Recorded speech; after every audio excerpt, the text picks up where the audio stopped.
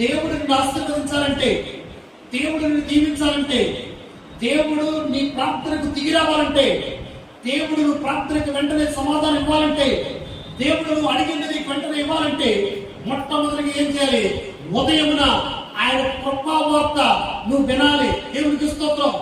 హల్లెలూయా. కృపావార్త. కృపావార్త అంటే అర్హత. కృప అంటే అర్హత లేనటువంటి మనకు ఆయన మనతో మాట్లాడేటటువంటి మాట. ఈ రోజున ఉదయాన అనేకమైనటువంటి వార్తలు అంటాం. ఈ రోజు దేవుని యొక్క కృపావార్త మనం వినం.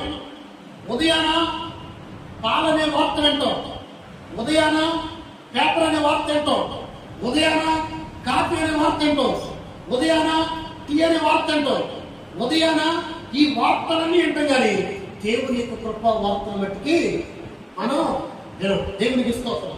హల్లెలూయా. ఇక్కడ మిమ్మల్ని ఒక ప్రశ్న వేస్తాను. ఉదయాన్నే 3ంటికి లేసే వాళ్ళు ఎంతమంది ఉన్నారు? ఒకసారి చేతులు పెట్టుతారా? 3 గంటలకి నాకు నిజంగా వెళ్తారు.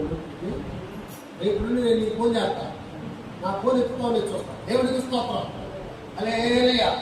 5ంటికి లేస్తున్నావా? నేను 3ంటి కంటే 5ంటి